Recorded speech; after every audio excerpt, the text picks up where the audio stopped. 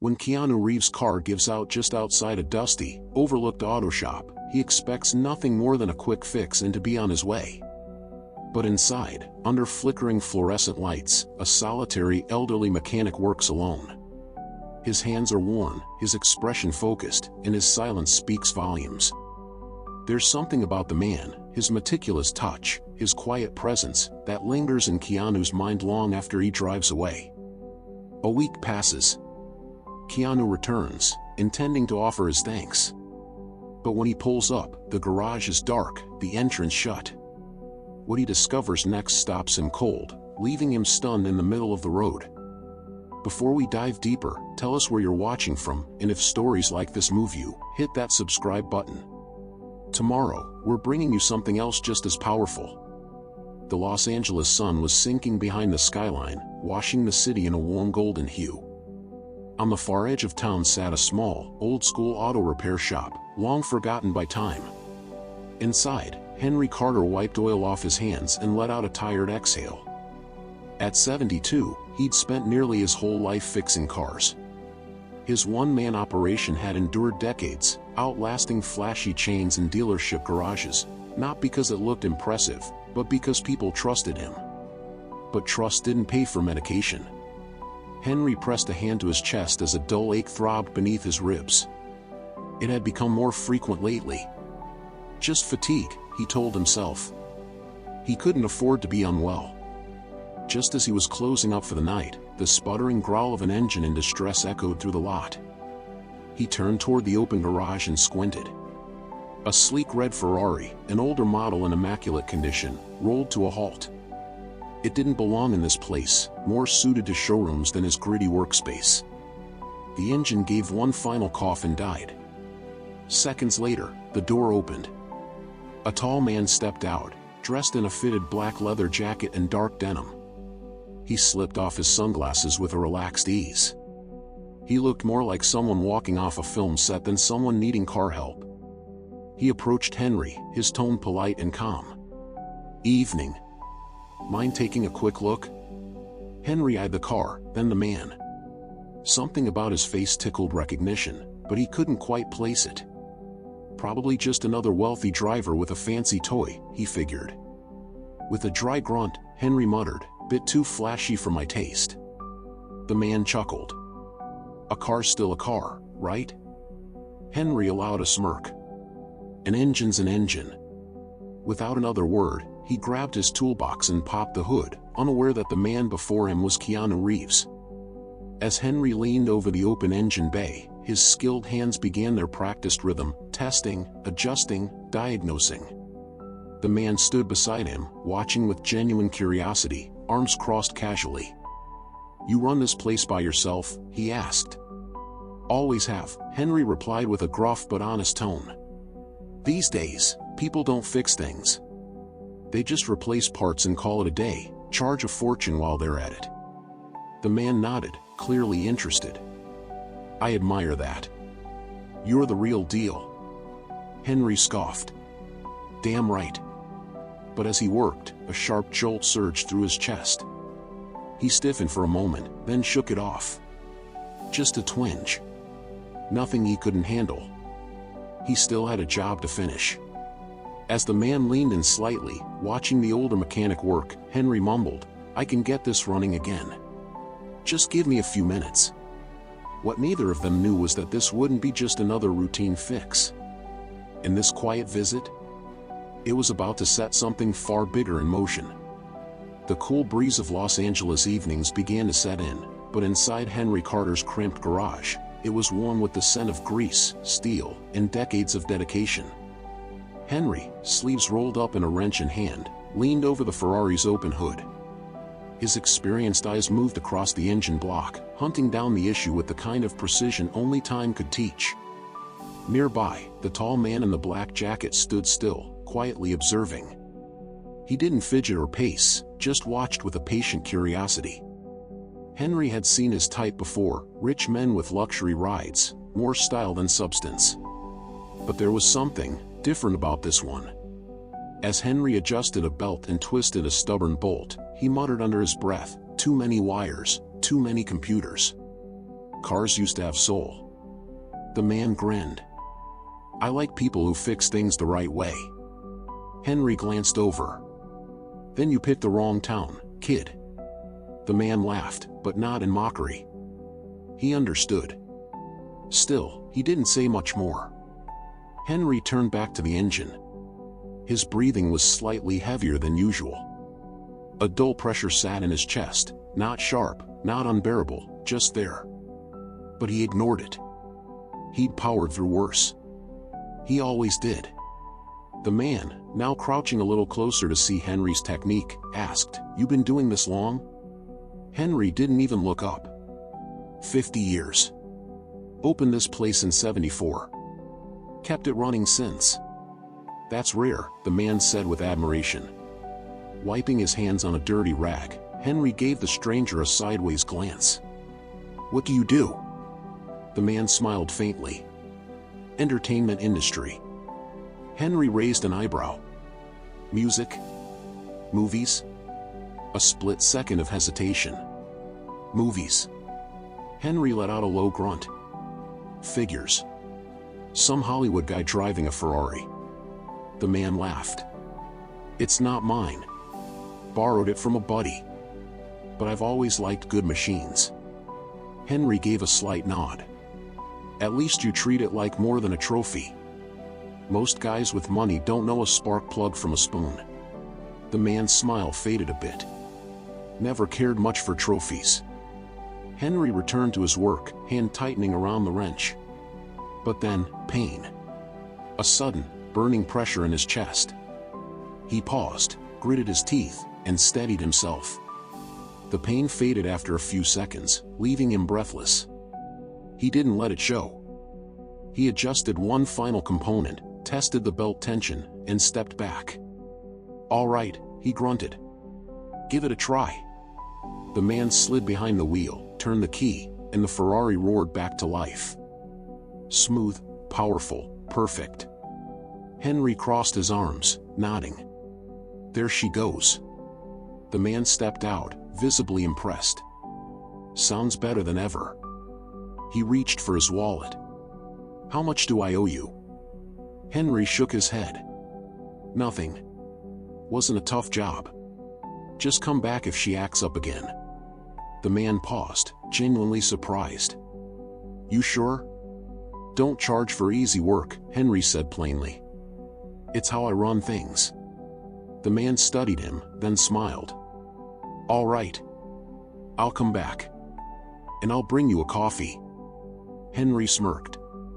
Just don't bring that overpriced Starbucks junk. The man chuckled, stepping into the Ferrari. As he rolled the window down, he called out, See you around, Mr. Carter. Henry gave a grunt of acknowledgement, watching the red Ferrari pull into the street and disappear into the city night. He had no idea who that man really was. And no clue just how much that brief encounter would change everything. As the red tail lights of the Ferrari disappeared down the quiet road, Henry locked up his shop. The ache in his chest returned, sharper this time. He leaned against the doorframe, breath caught, eyes narrowing. Just a moment. Just another twinge. Nothing serious. That's what he told himself. The pain passed, and Henry shook it off like he always did. He turned off the lights and stepped into the night, unaware that across the city, the man he'd just helped couldn't get him out of his mind. Keanu Reeves drove through the sleeping streets of Los Angeles, the soft hum of the Ferrari's engine barely audible. His hands were relaxed on the steering wheel, but his mind wasn't on the road. It was back in that garage. Something about that man, Henry Carter. He'd met thousands of people in his lifetime, walked among the elite, worked with legends. But there was a different kind of dignity in Henry. No cameras. No ego. Just calloused hands and honest work. By the time Keanu got home, his curiosity had grown into something more. He poured himself a glass of water, sat down, and opened his laptop. He typed, Henry Carter Auto Repair Los Angeles. The top result was a plain, no-frills website. No videos. No promotions. Just the name. Carter's Auto Repair, honest work since 1974. Keanu clicked through the bare-bones pages. A few old photos loaded slowly, grainy snapshots of Henry as a younger man, smiling in front of the shop, a wrench always in hand. There was a sense of pride in those photos. Purpose. Then he noticed something else. A link labeled Customer Stories. Keanu clicked. It opened a simple page filled with forum-style comments, testimonials left by customers over the years. He leaned closer to the screen, reading. Henry fixed my car for free when I couldn't pay. Said to bring the money when I could. I never forgot that. Stayed late just to help me make it to my night shift. Refused a tip. My dad brought a Chevy here for 30 years. When he passed, Henry got it running again so we could take it to the funeral. Keanu's jaw tightened. His hand gripped the edge of the laptop. This wasn't just a mechanic. This man was a quiet hero, holding up an entire community without asking for recognition. And no one seemed to know. Keanu sat back in his chair, staring at the screen. He'd only spent an hour with Henry, but he now understood something clearly. Henry Carter wasn't just another man with a wrench. He was the kind of man people should remember. And Keanu couldn't just leave it at that. Not now. Keanu leaned back in his chair, eyes fixed on the screen, heart heavy. He wanted to do something. Not just to say thank you, but to honor Henry in a way that truly mattered. But money? That wouldn't work. Henry had already refused to take a single dollar. So what did a man like Henry value? Keanu thought back to the garage, the way Henry talked about repairing things properly. How he criticized modern shops for tossing parts instead of understanding the machine. That meant something to him. That was his pride. And then, it clicked. Keanu smiled to himself. This wasn't about charity. It was about legacy. Just as he reached for his phone to call someone he knew could help him build something meaningful, his screen lit up. Unknown number. He hesitated. Then answered. Hello? A shaky voice replied, Hey, is this Keanu Reeves? Keanu's brows knit. Who's this? The voice responded, Name's Bill. I own the laundromat across from Henry Carter's shop. Keanu straightened in his chair. How did you get this number? Bill hesitated. I saw you at his shop. Thought maybe you'd want to know. Know what?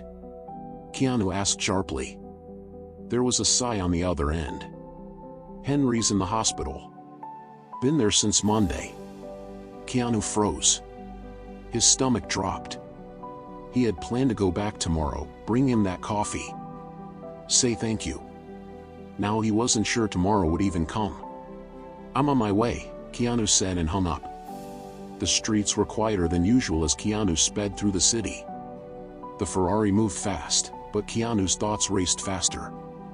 Something in his gut told him this wasn't just a checkup or a flu. He arrived at Carter's Auto Repair within minutes. The place looked different now, eerily still. The garage lights were off. The front gate was locked. And taped to the door was a wrinkled sheet of paper.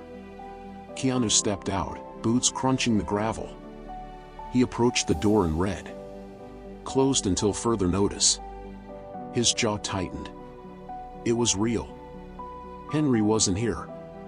And hadn't been, for days. He stood silently, trying to process, when he heard footsteps behind him. Turning around, he saw a man in his 60s wearing a worn-out flannel shirt.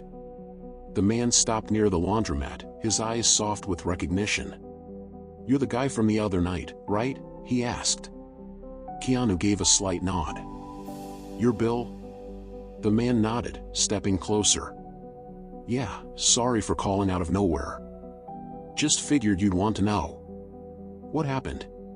Keanu asked. Bill rubbed his beard, his tone weighed with guilt. Henry collapsed while working on a customer's truck. Tried to tough it out, like always, but one of the regulars found him hunched over the workbench. Keanu's heart sank. He remembered that slight wince Henry made while working on the Ferrari. The pause. The hand to the chest. He should have said something. He should have stayed. Where is he now? Keanu asked, voice firm. County General, Bill replied. Been there since Monday. Keanu was already heading for his car when Bill called after him. Listen, Henry's been holding this street together longer than I've had gray hair.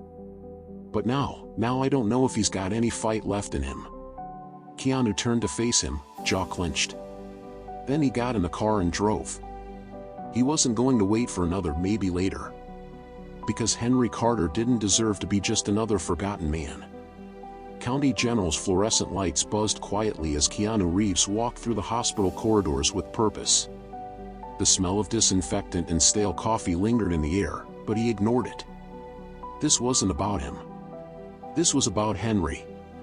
At the front desk, a nurse looked up and blinked in mild surprise. She clearly recognized him but, to her credit, didn't make a scene. I'm looking for Henry Carter, Keanu said gently. He was admitted a few days ago. She typed quickly, then nodded. Room 317. Third floor. He's stable, but don't expect a long chat. This wasn't a scare. This was real. Let me help, Henry, he said softly. Henry chuckled dryly. Kid. I know who you are. You're rich, you're famous. I know where this is going, and I don't want your money. Keanu leaned in. I'm not trying to make a donation. Henry turned his head slowly. Then what are you trying to do? I want to pay your bills. All of them.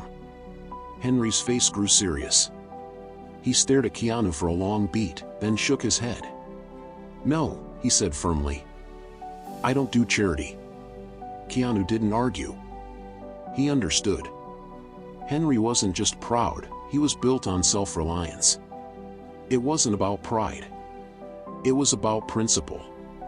He had stood on his own 2 feet for over 5 decades. He wasn't going to lean now. Keanu sat back. Thought for a moment. Then answer me this, he said. You built something, Henry. Are you really just going to let it disappear? Henry frowned. What are you talking about?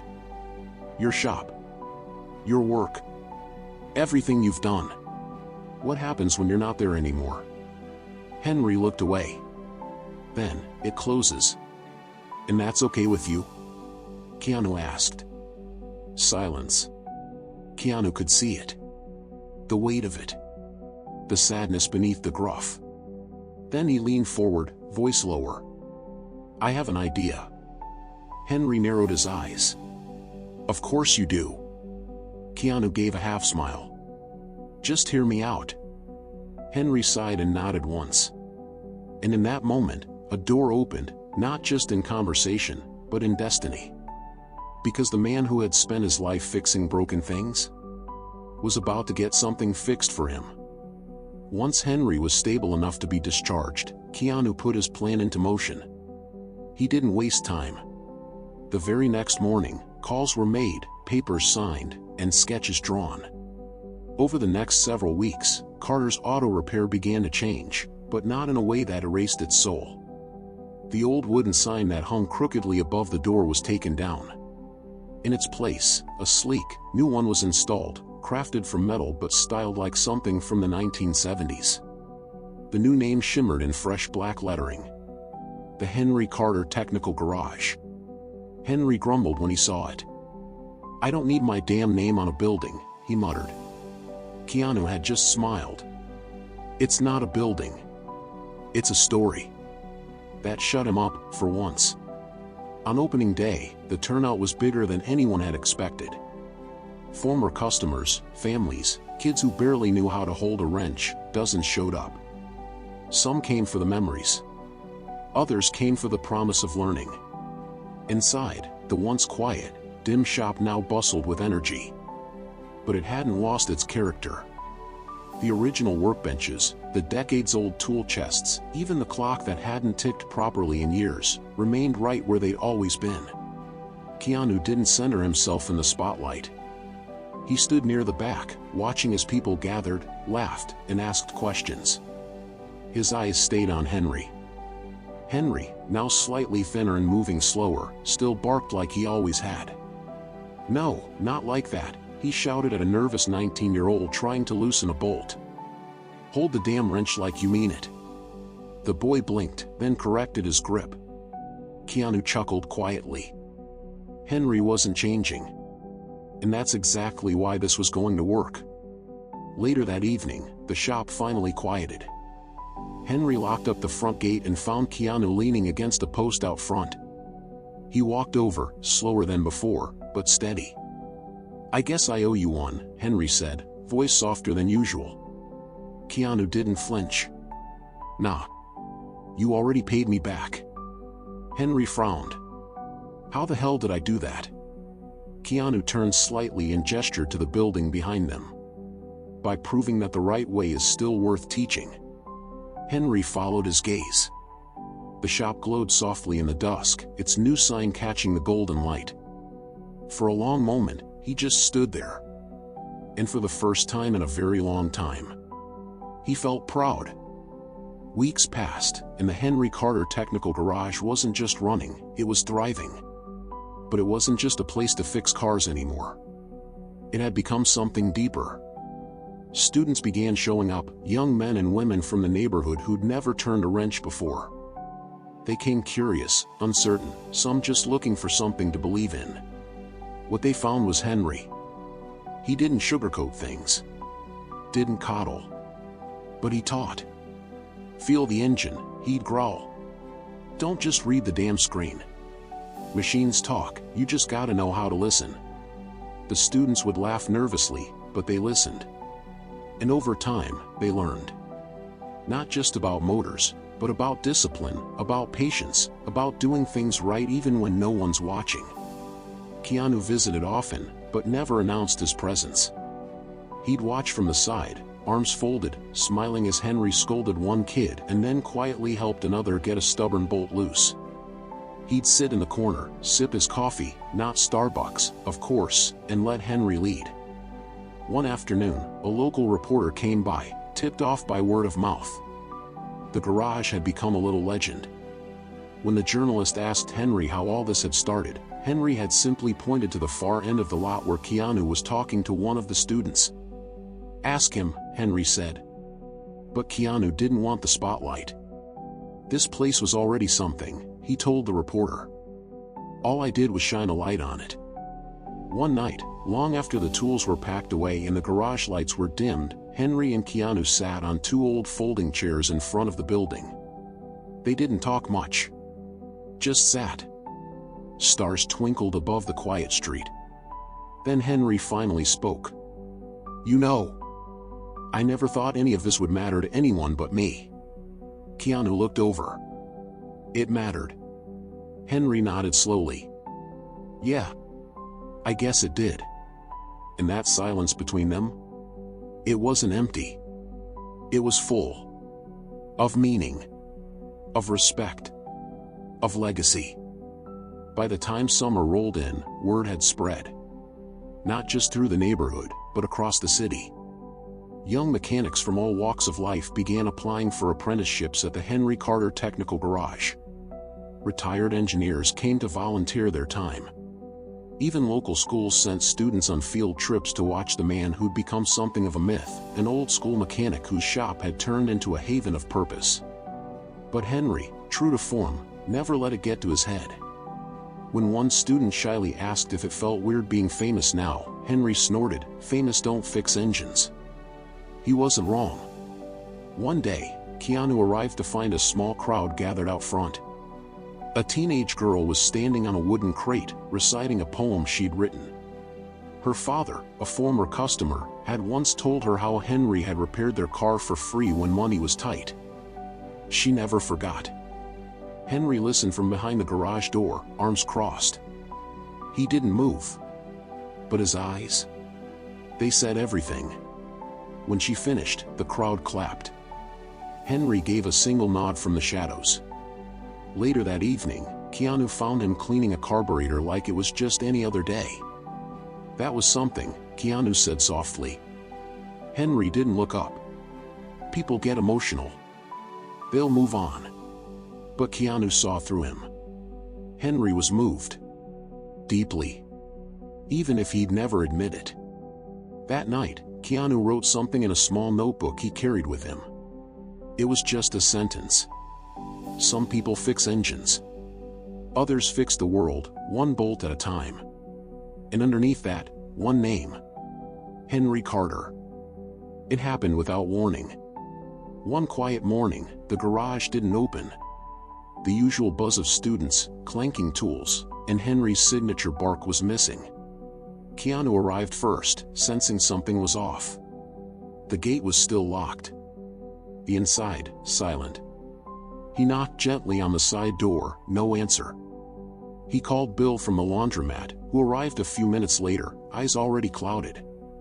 He didn't show up for coffee either, Bill said quietly. They both knew what that meant. Keanu drove straight to the hospital. This time, there were no long hallways or distant elevators. Just a small room with a window cracked open, the breeze gently moving the curtains. Henry lay in the bed, eyes closed, the rise and fall of his chest faint but steady. A nurse stood nearby. He's not in pain, she said softly. But he's been slipping in and out. You might not have long. Keanu nodded and stepped to the bedside. He sat quietly for a while, saying nothing. Just being there. Then, without opening his eyes, Henry spoke. You again. Keanu smiled faintly. Told you I'd be back. Henry's lips curled into a barely there grin. You always keep your word? Only when it matters. A pause. Shop still standing? Henry asked. Better than ever. Those kids still breaking bolts?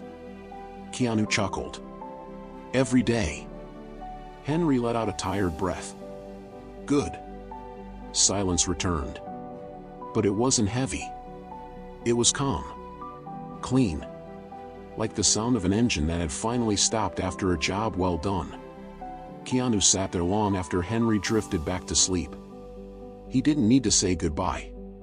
Some people never really leave. Henry Carter passed away quietly in his sleep 2 nights later.